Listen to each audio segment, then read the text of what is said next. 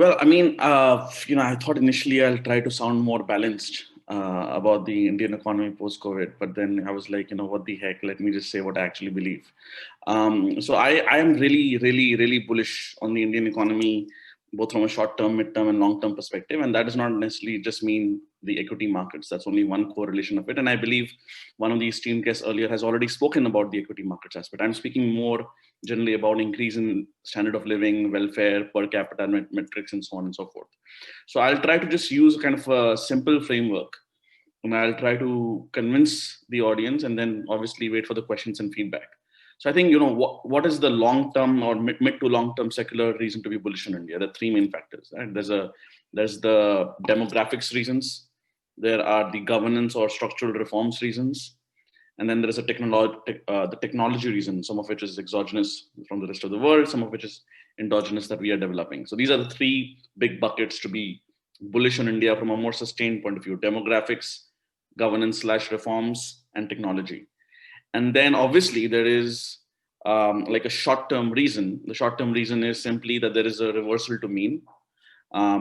As it is, even before the COVID pandemic happened, the Indian economy was starting to resemble like a spring that's being pressed down. What I mean by that was there were amazing, there was amazing kind of reforms, but extremely painful in the short term. So long-term gain, short-term pain.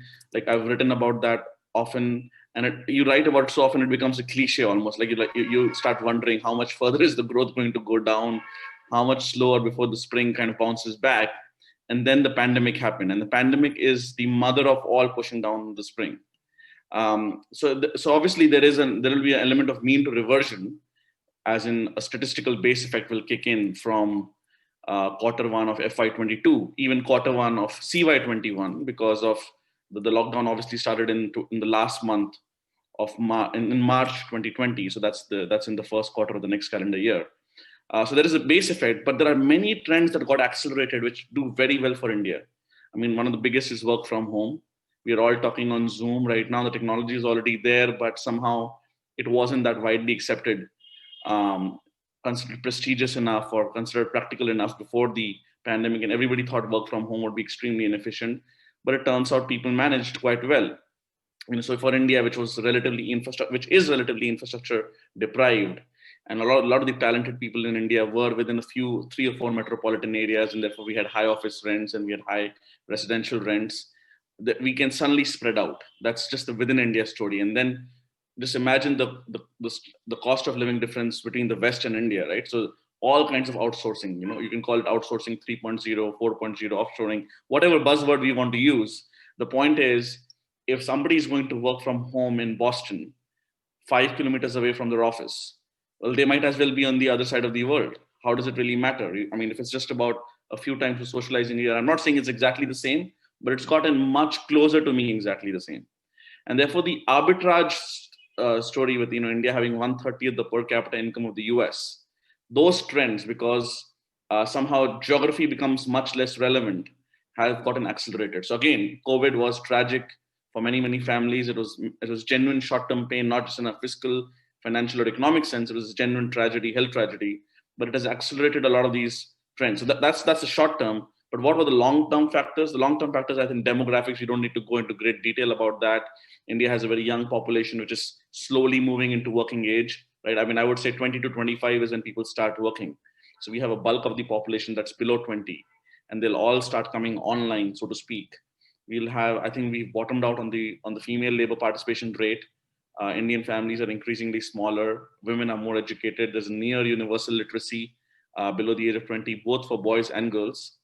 So that's on the demographic side. I mean, I could give you like numbers, like we'll have relatively 400 million more people working compared to China in 20-25 years. When I say 400 million, I mean a difference of differences. So Chinese numbers will fall, our numbers will increase, and the difference of differences would be around 400 million. Like some huge numbers.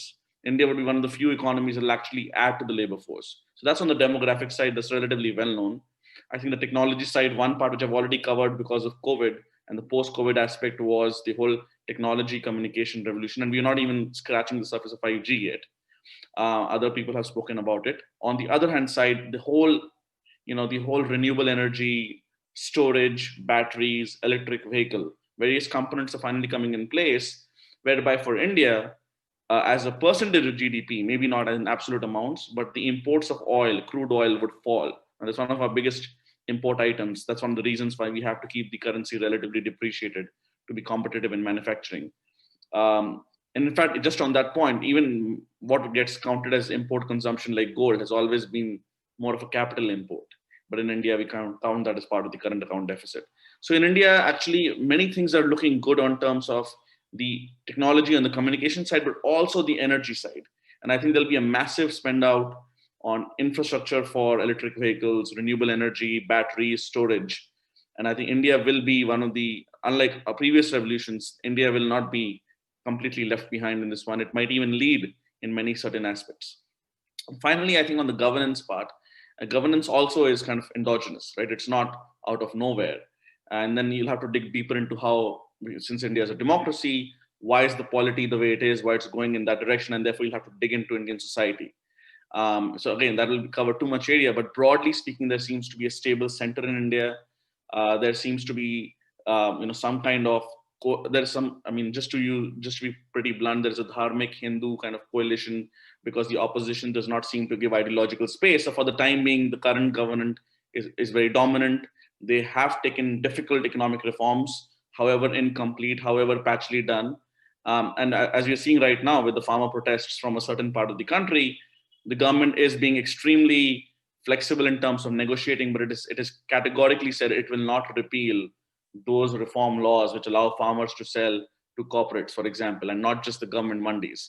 So bit by bit, we similarly had reforms on the labor side. We were having reforms on the mining privatization, on some this auction design, not having discretion. We've had reforms in the railway bureaucracy, in the foreign service bureaucracy.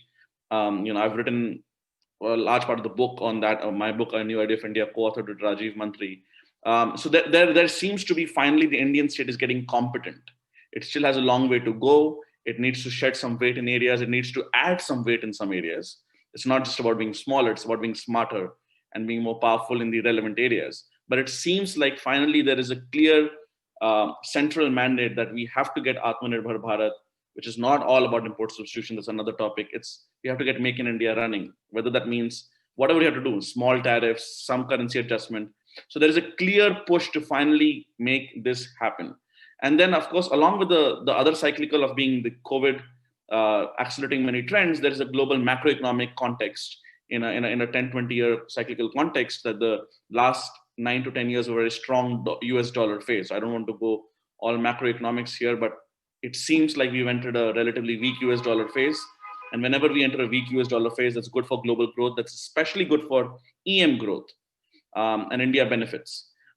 India is relatively more stable because India kind of gets buffeted by higher commodity prices. So it does not benefit as strongly as Brazil, for example, or gets hit as badly as Brazil.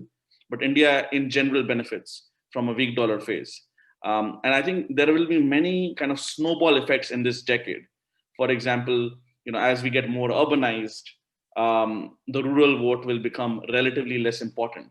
In any ways, India is more urbanized than what official numbers show. As you grow bigger, our debt grows bigger in absolute amounts. I think our borrowing costs will come down. And I think Indian middle classes will learn to live with lower FD rates and so on and so forth. So there are many, many virtuous cycles waiting to be unleashed in India, whereas in many other economies, many of these trends have already played out. So I don't want to just kind of credit that to only one or two people or one or two parties, but it seems like Narendra Modi's government is like the final accelerator for these trends. And the COVID pandemic, despite all the tragic pain, has actually accelerated some of the key trends, along with, of course, the geopolitics of it, right? China is no longer as welcome as part of global supply chains. You still can't kick them out, but you want to diversify. So I think that's the very broad context in which I personally think, because of the growth and rupee appreciation, the $5 trillion by 2024, 2025, FY25 is achievable. I've written $12 trillion by FY31 or CY30. I think these numbers sound, I understand why people, when they linearly extrapolate, they do a CAGR, it seems like the numbers seem unreal. But I do think we are, I mean, it's again a cliche, but we are very much at an inflection point. This is the mother of all inflection points.